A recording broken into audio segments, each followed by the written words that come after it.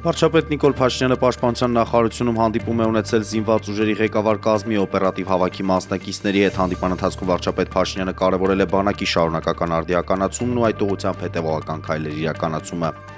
Տեղի է ունեցել ազգային ժողովի խորհրդի հերթական նիստային, վարել է ազգային ժողովի նախագահ Ալեն Սիմոնյանը, քննարկվել եւ հաստատվել են ազգային ժողովի 8-րդ գումարման 10-րդ նստաշրջանի օրակարգում լրացումներ կատարելու մասին ու գումարվող հերթական նիստերի օրակարգի նախագծերը։ Հերթական նիստերի օրակարգի նախագծում ընդգրկվել է 22 հարց։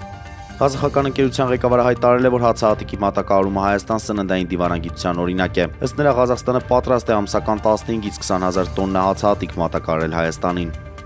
Նոյեմբերի 9-ին Երևանի կենտրոնաբանական այգին ստացել է հաղորդագրություն այն մասին, որ Շիրակի մարզի Բագրավան գյուղում Լուսանի ձագի հայտնաբերվել եւ բռնվել տեղի բնակիչների կողմից, դեպքի վերաբերյալ տեսանյութերը տարածվել էին նաեւ համացանցում։ Կենթանին այգի է հասել ուշ երեկոյան ժամը 22:30-ի սահմաններում, մասնագետներն անմիջապես արձանագրել են նրա ծայրահեղ ծանր վիճակը, կենթանին եղել է հյուծված ջրազուրկ եւ խիստ սթրեսի մեջ։ Ակնադիտական գնահատման մոտ 5-ից 6 ամսական ձագ էր, որն այդ տարիքում դեռ չի կարողանում ինքնուրույն ворս կատարել կամ գոյատևել առանց մոր խնամքի։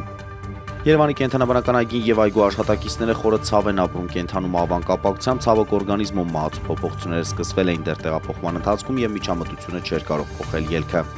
Ֆրանսիայի նախկին նախագահ Նիկոլա Սարկոզին այսօր ազատ կարձակվի բանտից։ Ֆրանսիական դատարանը բավարարել է միջնորդությունը Լիբիայի կողմից ֆինանսավորման գործով դատապարտված Նիկոլա Սարկոզին հոկտեմբերի 21-ին բանտարկվել է Լա Սանտեի բանտում։